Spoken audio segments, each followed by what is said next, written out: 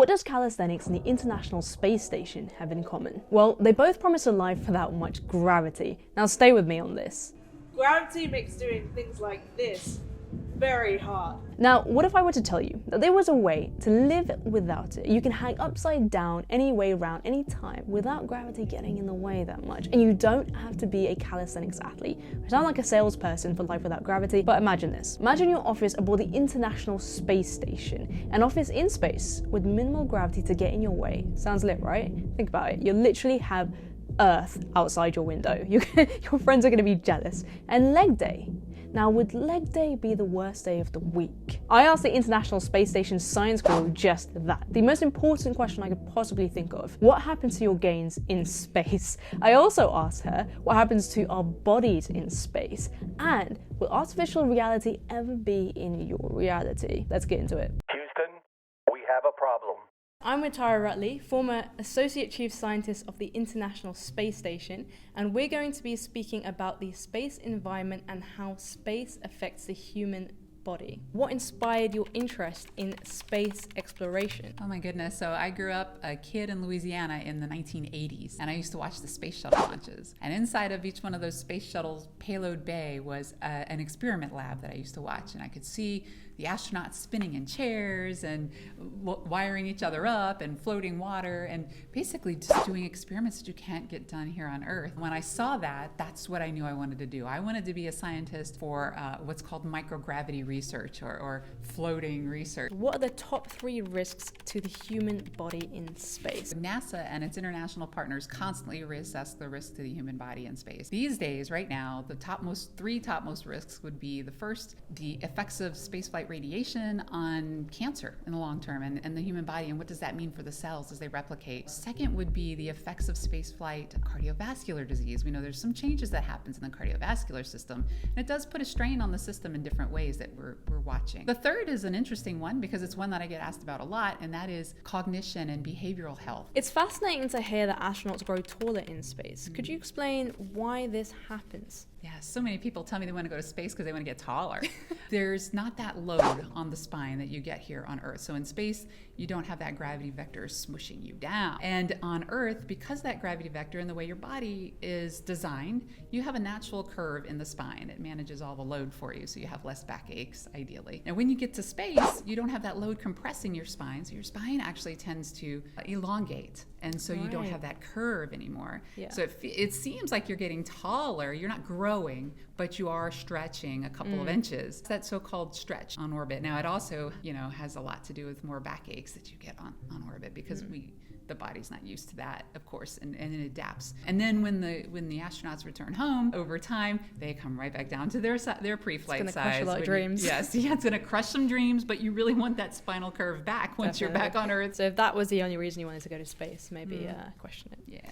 Cool. What specific workouts do astronauts need to do in space to stay healthy and prevent risks? We have to make the body use it or else it loses it. When you're in space, again, you don't have that gravity vector, so you don't have a need for all those muscles in your hips and your lower legs, and you don't have a need for all the bones to hold you up against gravity. Your body's really good at getting rid of what it doesn't need because it just spends a lot of energy maintaining it. Immediately, our muscles and bones start to adapt in space, and so we could turn into this gelatinous mass, possibly, if we didn't take care of ourselves. Essentially, actually, if we did no exercise at all, our muscles would waste over time, and the astronauts would lose about 1 to 2% of their body, of their bone mineral density in space, and that exceeds that of a postmenopausal woman. What we do to combat that is, of course, exercise. So these workout routines, and we have 3 different exercise machines that work together to combat. We have the resistive exercise device, which is a vacuum-based resistance, because we lift weights on Earth, but those things will just float away in space,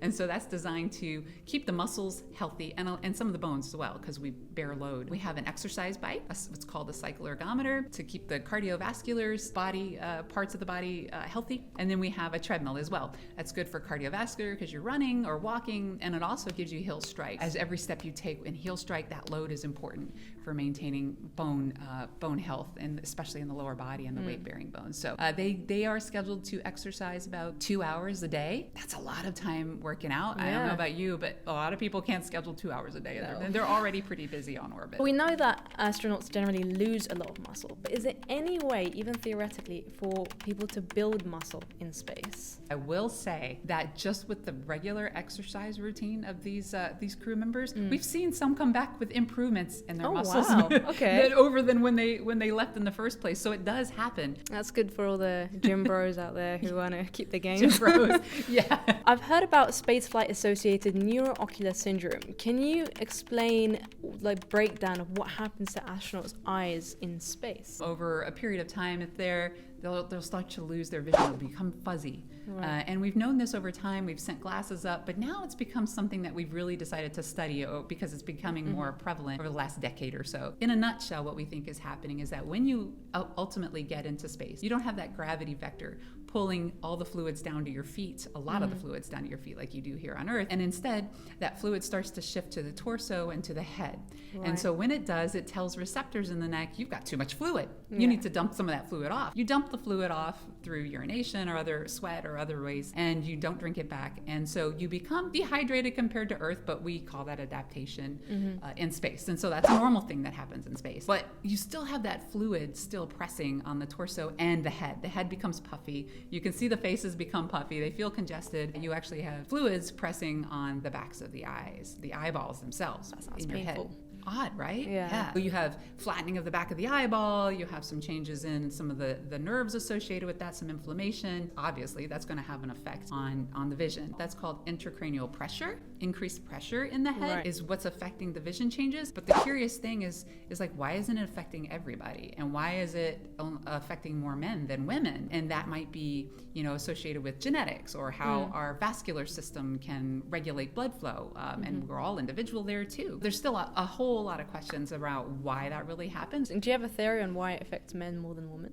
No, women are cool? I don't know. Maybe, yeah. Now, there are some theories on why women's vascular system and compliance is different than men, and maybe we can regulate that fluid flow a little bit differently than men. It's interesting that astronauts don't feel hungry in space. Now, why is that, and how is nutrition managed during space missions? I love food, so if I ever went to space, I doubt I would ever not eat. I'm going to eat. I don't see that affecting me. I don't think it would affect me. There's actually a decrease in the gastric emptying. So the stomach, things just move, motility is just a little bit slower. Could it be microgravity itself? Possibly, right? The stress. Could it be your emotional stress? You're in a new environment. Could it be fluid shifts? Could it be what you ate last? There's all kinds of different reasons, and it's hard to get that kind of information from the human body in space. Astronauts are so different. It also takes a while for whatever various reasons for the food to move through the digestive tract. So you'll get backed up and you just won't feel like eating. But the way that we manage the nutrition is before all the astronauts fly, they are assigned their caloric intake, they're assigned their nutritional profile, they are given a chance to pick out the kinds of food they want to eat. They're labeled with their names so your roommate doesn't eat your stuff. And the vitamins too. You have a decreased sense of taste and smell in space, so to spice things up a bit sometimes. Tony ever tell you about the beef dish that he had in space, which he don't think I heard this. Oh, he hated it? Yeah, he had this whole process with how he disposes it. Because he just could not finish it, he ended up not disposing it because there's no space to dispose it because you're only supposed to dispose food that you've finished. So he ended up repacking it and sealing it in a certain way and putting it back in his food storage area, which then eventually got brought down to space. But smart. Yeah. Sometimes you just got to taste it as well. Humans. What are your thoughts in using artificial gravity in space? Ooh.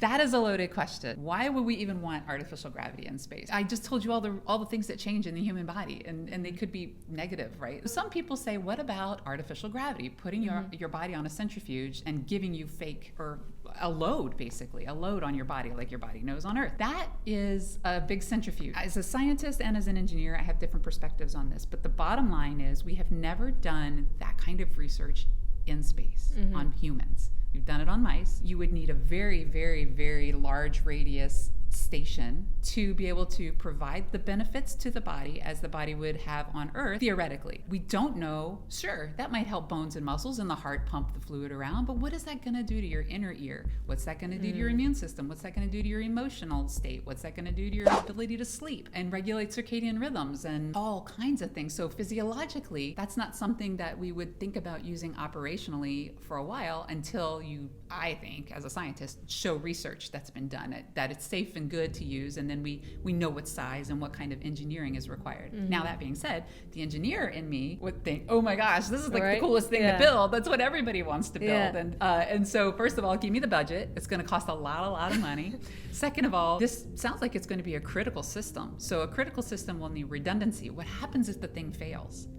What happens if you're on your way to Mars and this system fails? The big blanket answer is we don't have evidence to show what is really needed in terms of artificial gravity to keep that human happy and healthy. But we do need science, and I wish somebody would pay for the kinds of science that we could put people in space. This video was sponsored by Meta Visionaries and the International Space University. Look at this telescope, small, portable, and takes pictures of planets and nebula in 4K. Check out the link in the description box below to get 20% off. Use the code likeanastro to get an extra $10 off. As always, stay safe, and maybe one day you and I can work from space if you still want to.